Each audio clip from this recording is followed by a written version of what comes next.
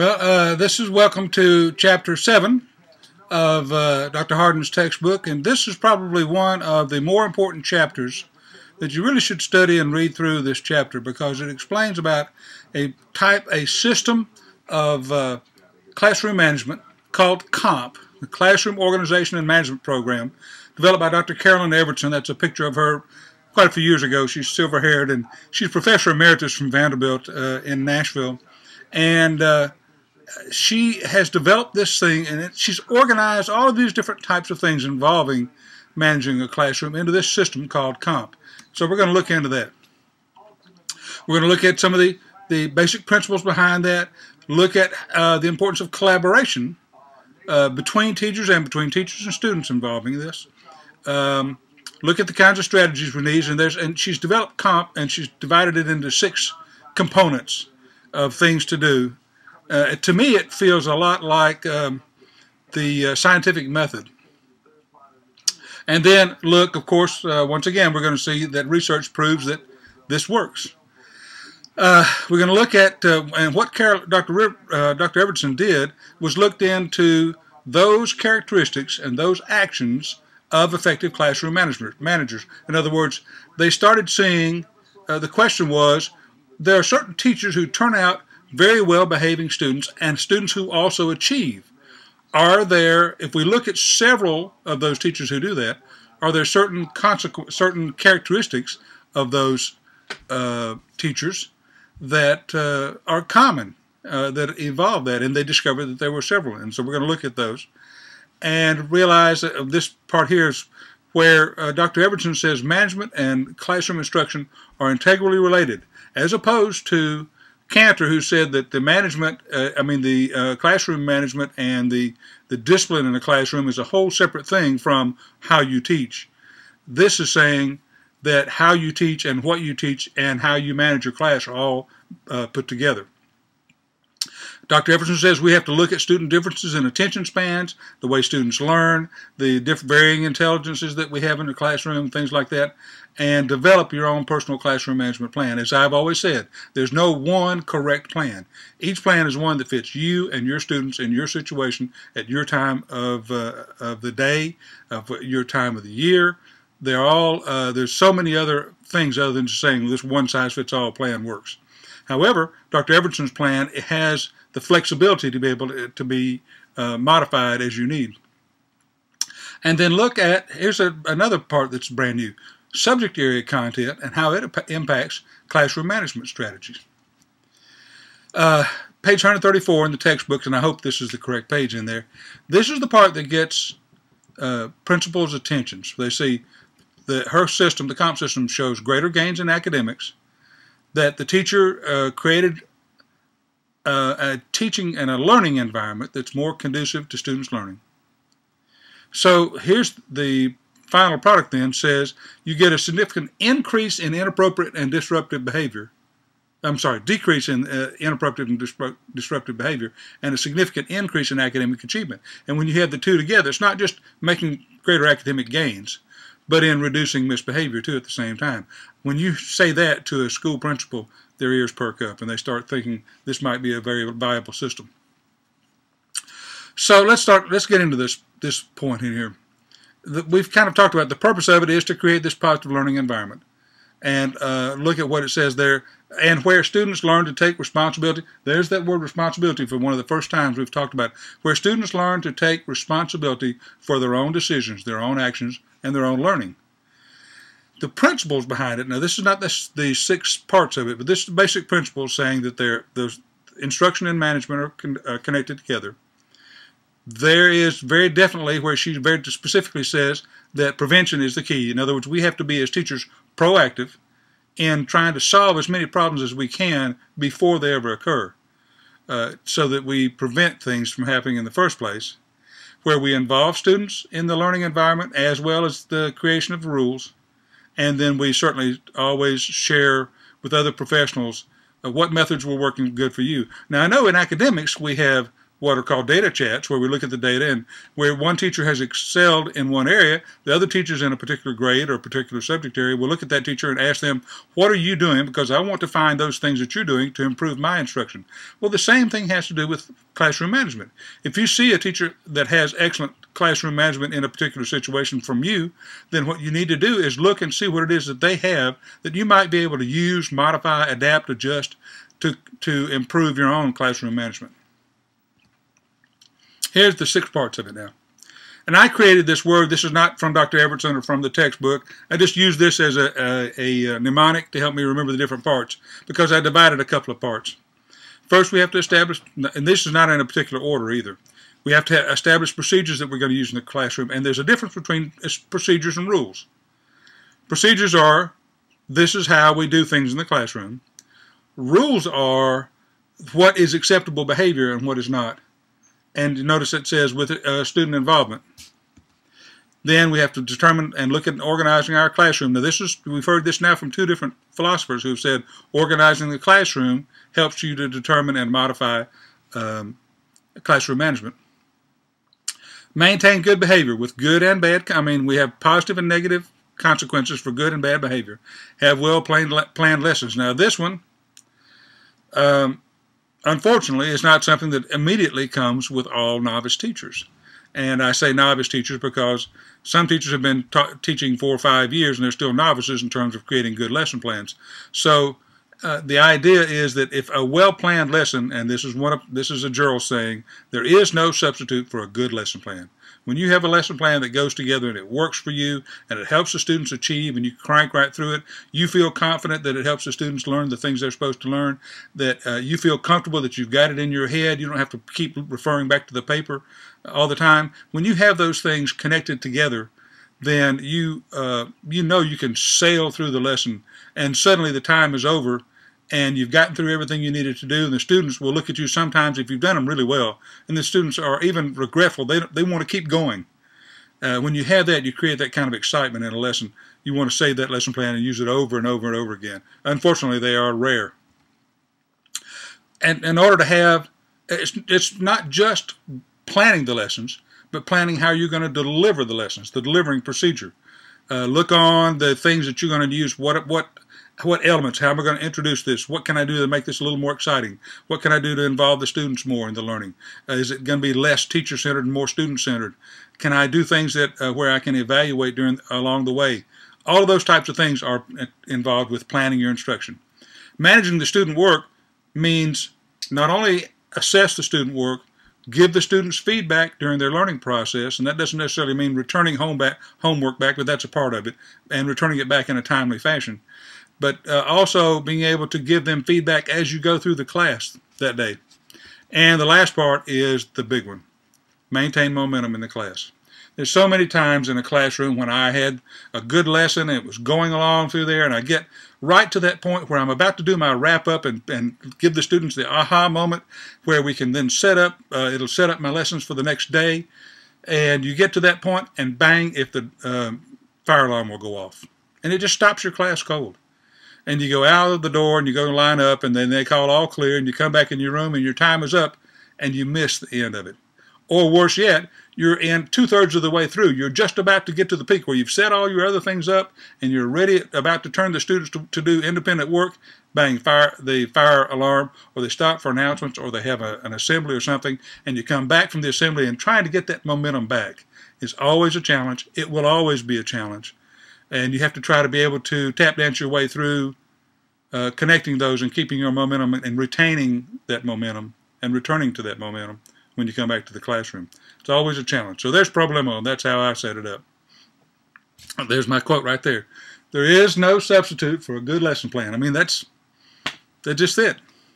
Because good plans move right through the lesson. It keeps the students active. And trust me on this one too. I have tried it.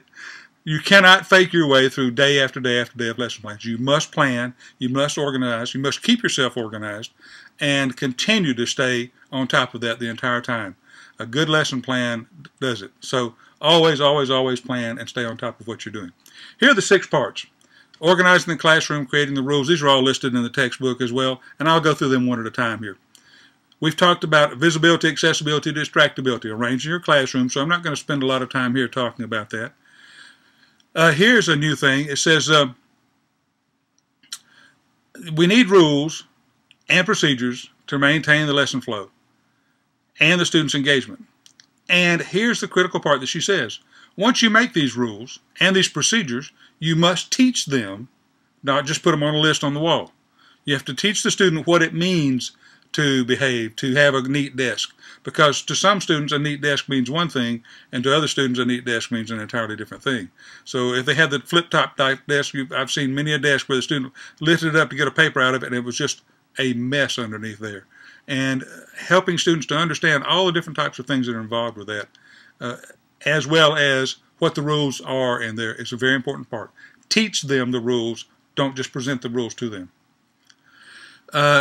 Let's see. Students can be involved in the rule because it promotes ownership. I said this in the last chapter too, about once the students get involved in creating the rules, this whole buy-in starts to occur where the students become a part of it. They begin to feel like I have a certain amount of power over what goes on in my classroom because my fellow students and I developed this rule in order to have us a well-running, good functioning classroom.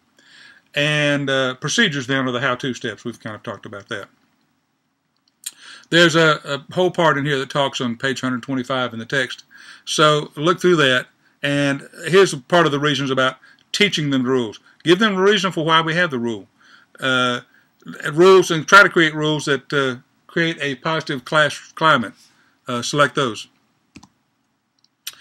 Classroom rules should be consistent with school rules, of course. They shouldn't contradict one another. Very often in the school, we had a school-wide rule, a flag rule, that said anytime you're on a hard surface, concrete or the halls or any place like that, students should walk. The only place students were allowed to run was out on the playground.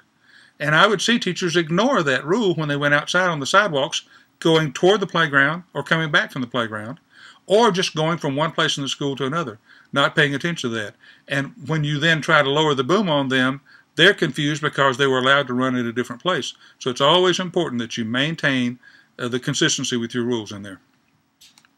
Notice at the bottom here it says rules should be taught in the same manner as the content. In other words, make a little mini lesson plan about teaching this rule. That's what it means. Student accountability, we've talked about. Set your clear expectations. I think it's so clear as to asking students and telling students what you're expecting from them. Provide clear and specific instructions. Now that's easy to say, but it's very difficult if you're not really thinking of it from a student standpoint of the instructions that you gave. You may use words or terms that they don't need. You may say one thing, but a student may interpret that. The example I gave to you the other day about the student who turned in, I told them to write an essay, and the student turned in his paper. He had written what he was supposed to write, but he titled the paper capital S, capital A. He thought essay meant two letters, S-A. I did not explain to him what E-S-S-A-Y meant. It's a simple thing, but that's a true story. Modeling responsible behavior. Now, this is a fun thing that you can do on particular rules, especially concepts that are difficult for students to understand, as you can have students do little skits in the front where they model the type of responsible behavior of doing things like that. Monitors to keep track of what students are doing. Yes. Establish routines. Once you establish that, then the students will do it every time. You start doing one way for one thing and one for another. And these routines, if it works for turning in homework for science, then it needs to work for turning in homework for math and for social studies and other things too. If you'll keep the consistent procedures across the subjects, then there'll be you'll have a better chance of getting all the students to follow those in there. Establish routines for handling makeup. Well, that's one of the questions in your classroom management plan is, what are you going to do with students who are absent and need to turn in and to have them do makeup work? What procedures are you going to do with your classroom management plan in helping students to make up work? Now, Evertson adds a different kind of consequence in here. There's positive and negative consequences, but the one in the middle there says corrective consequences. Now, corrective consequences, I like the way she says this. It's where it's while they're still in that acquisitional phase, the zone of what? Right. So once the students are in that part, wanting to try to learn what the behaviors are, she says corrective consequences are things that help them practice the right way to do it without having to suffer a major consequence. Just saying, oh, that's not the way. Now, what is our procedure for putting microscopes up? What is our procedure for getting our math books out? Let me see you practice it. That's very good. And give them an opportunity to be able to practice those procedures. That's what they call corrective consequences. Then once they can demonstrate to you they do know the process, after that, and if they don't follow it, then you can lower the boom on them. Let's go on. Maintaining student behavior. And I like this. It's on page 129 in the text. It says, teaching, not punishment, is the goal of education. Imagine that. Some teachers spend so much time coming up with ways to punish students when they realize that if you can get those things mixed in and managing your classroom mixed in with your teaching, that your goal becomes teaching and learning instead of spending time punishing your students. In the planning and organizing your instruction, look at these different parts here. Maintain the attention spans, good lesson pacing, look at the variety of learning styles, and this is all just part of making a good lesson plan. Try to relate the lessons that you can to student interests. Find things, if you're doing about math, that you can use to create math problems with. You can even do things, especially with multidisciplinary units, where you have a science unit that has a writing part and a math part, as well as an arts part, or even a social studies part about the history of, if you're having a weather unit, you could say, how does this compare with the weather from 50 years ago or 100 years ago, based on records that they can look for. So there's a way to make sure that you do that, but nonetheless, plan and organize your instruction, and that's one of those things in Problemo that I split apart. So then, conducting instruction and maintaining the MO are two other things that I split apart, where, once again, we're doing clear instruction. We're making sure there's a good old CFU right there. You have to go through that process. Make sure they're understanding. Otherwise, you could get to the end of what you're teaching and have 3 or 4 students who had no clue. And checking for a student's understanding does not mean calling on those students who raise their hands. Now, I know that sounds like a simple thing, and it's an of course to you, but very often teachers and student teachers will get into the habit of just calling on those who raise their hands, and that may not give you a clear view of whether all of your students understand. As you learn your students and get to know your students, you'll know which ones need to be checked on to see whether or not they're doing it. As you wander about the room, you're going to have key students that you're going to target and look at their desk and see if they're doing the problems right. And if you do see them doing the problems right, chances are they probably are being able to they do understand what they need. But make sure that you are doing that you are checking a wide variety of your students, not just the ones who raise their hand, because they do know the answers. It's the ones who don't, who either just may be too shy to answer, may not care just because they don't want to raise their hand, they know they've got it, or the ones who truly don't understand, so they don't want to raise their hands either. So do that. Monitor the student's behavior during the course of your lesson and the smooth transitions part that we've talked about in class before. So there's the 6 steps. Organize your classroom, create your rules and procedures, set your student accountability, maintain the student behavior, plan and organize the instruction, and keep the big MO going on during your classroom. Going back and revisiting the results, students of teachers who use COMP had greater academic gains, classroom environments are more conducive to students' learning, and a significant decrease in inappropriate behavior and a significant increase in academic gains. Here's the upside and the downside again. I'm going to put the downside first. Did you notice that I didn't say anything about what to do with students who were disruptive or who were violent, any of those types of things? She doesn't really have a separate plan, and I questioned her about that, literally. I connected with her on Facebook, and I questioned her about the fact that one of the criticisms it doesn't have for dealing with it, and she says, a teacher who truly follows the COMP program has already built in dealing with disruption and extreme disruption and misbehaving students very early in the process so that you don't get a student out of control at that point. That's her answer to it. The plus side is, once again, research says this works. The focus, as she said, is on prevention, and it creates a good relationship between the teacher and the student, because the students can rely on the teacher to have good lessons, and the teacher can rely on the student to respond to and participate in the creation of rules and management in the classroom. So that's it. It looks like it's time to wrap things up once again on Chapter 7 in our textbook. Go back and look at the end of the chapter of the chapter activities at the end of chapter 7, and go to comp.org, comp.org, if you want to look into it a little bit. They have actually training classes that they organize. It's a major thing that's going on, and it started right down the road here in Nashville, Tennessee. Good luck, and we'll see you with chapter 8. Thanks. See you later.